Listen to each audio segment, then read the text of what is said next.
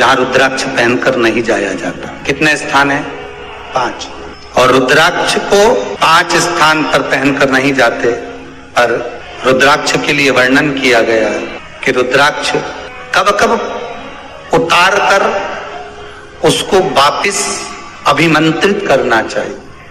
5 जगह पहनकर नहीं जाना चाहिए और रुद्राक्ष को अभिमंत्रित करना मतलब सीधा अमावस्या के दिन, पूर्णिमा के दिन, शिवरात्रि के दिन, श्रावण महीने के सोमवार को, प्रदोष के दिन, ये दिन आपके शरीर में जहां पर भी रुद्राक्ष है, आपके गले में अगर आप रुद्राक्ष पहने हो, आपके हस्त कमल में आप रुद्राक्ष पहने हो, आपने अपने पास में कहीं रुद्राक्ष रख रखा है, तो उस रुद्राक्ष को अमावस्या, पूर्णिमा, शिवरात्रि या श्रावण का सोमवार या प्रदोष आदि, इस दिन उस रुद्राक्ष को एक बार दूध में धोने के बाद उसमें थोड़ा सा सरसों का तेल अवश्य लगाना चाहिए।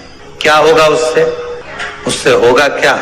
शिव महापुराण की कथा कहती है, महाराज रुद्राक्ष को दूध में धोने के बाद, स्नान कराने के बाद जल से स्नान कराया, थोड़ा सा सरसों का तेल लगा दिया। महाराज क्या मिलता है उससे? तो कहा उस रुद्राक्ष में बल प्राप्त होता है। कौन सा बल? जो शरीर के अंदर बीमारियां बढ़ती हैं, उस बीमारी को वो रुद्राक्ष धीरे धीरे समाप्त करना प्रारंभ कर देता है। पर एक और चीज याद रखना, जिस रुद्राक्ष के पानी को आप बीमारी के समय पर गलाकर पीते हो, उसमें सरसों का तेल नहीं लगाना, उसमें सरसों का तेल नहीं लगाना।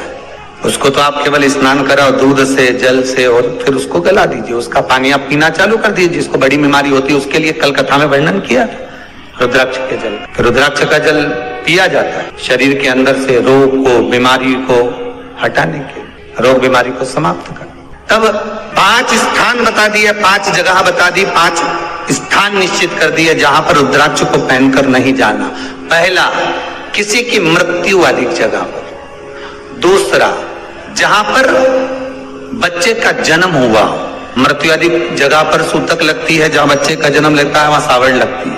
मतलब जीव जाने के बाद दुख का सूतक होता है, और बच्चा जब जन्म लेता है तो सुख की सावड़ रहती है। सुख की 2 स्थान। तृतीय स्थान, तीसरा स्थान दिया जहां पर वैश्यावृत्ति होती हो या महाराज मदिरा का पान होता हो, उस स्थान पर रुद्राक्ष को नहीं ले जाया जाता। चौथा स्थान रुद्राक्ष के लिए कहा गया, जिस स्थान पर आपको ज्ञात नहीं है और आपको लगता है कि ये स्थान अज्ञात है, यहां पर कई जगह पर कुछ जीवों की हत्या हुई है या किसी जीव को नष्ट किया गया है, उस स्थान पर रुद्राक्ष को नहीं ले जाना चाहिए। 5वां, महाराज आपके रुद्राक्ष का जहां अपमान हो रहा है, अपमान से समझ में आ रही है ना आपको बात? एक आय को ढोंग प्रपंच में पढ़ा है, कौन ने कहा इतने रुद्राक्ष धारण कर ले? कौन ने कहा है? क्यों ढोंग प्रपंच में पढ़ा है?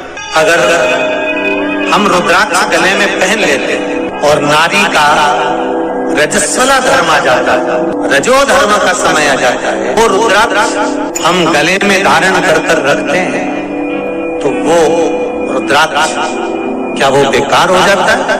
पहले एक बात बहुत अच्छे से समझ में, आप सन्यासी हो, जम के बोलो जरा, आप तपस्वी हो, आप साधक हो, आप उपासक हो, या आप बैरागी हो, आप एक गृहस्थी हो, घर में रहने वाली माँ गोदी में रखा हुआ बालक अगर गंदगी भी कर दे, पूरे कपड़े को भी बिगाड़ दे, तो माँ बच्चे का कपड़ा बदल देती है, और बदल कर माँ को ये जरूरी नहीं है कि उसको साड़ी बदलना, उसको कपड़े बदलना या उसको फिर नहाना।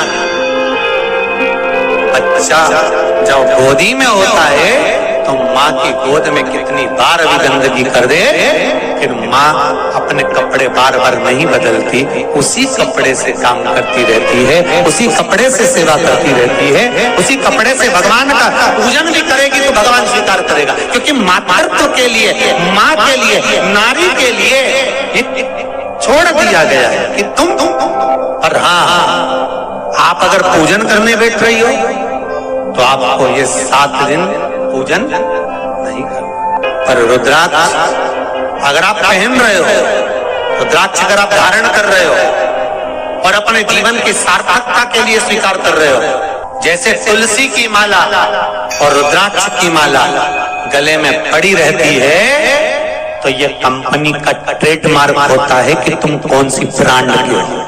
ये कंपनी का ट्रेडमार्क है।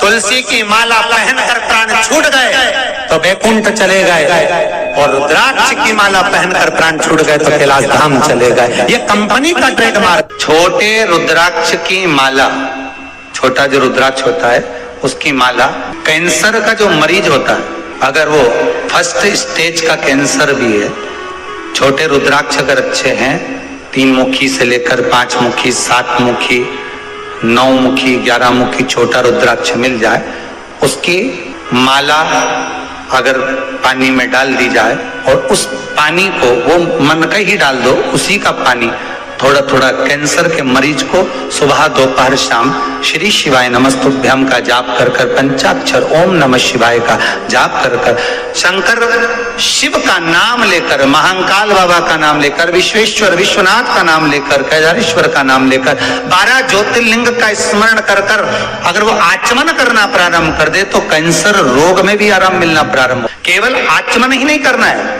अगर स्त्री है तो अपने उल्टे हाथ पर भी उस मनके की माला को लपेट सकती है। पुरुष है अपने राइट हैंड में उस माला को, अगर कैंसर से पीड़ित व्यक्ति है, रोग से बहुत पीड़ित व्यक्ति, उसको बल मिलता है, उसको पावर मिलता है, उसको एक एनर्जी, उसको एक तेज मिलता है रोग से लड़ने का। कई लोग कहते हैं महाराज जी रुद्राक्ष को सिद्ध कैसे करना चाहिए?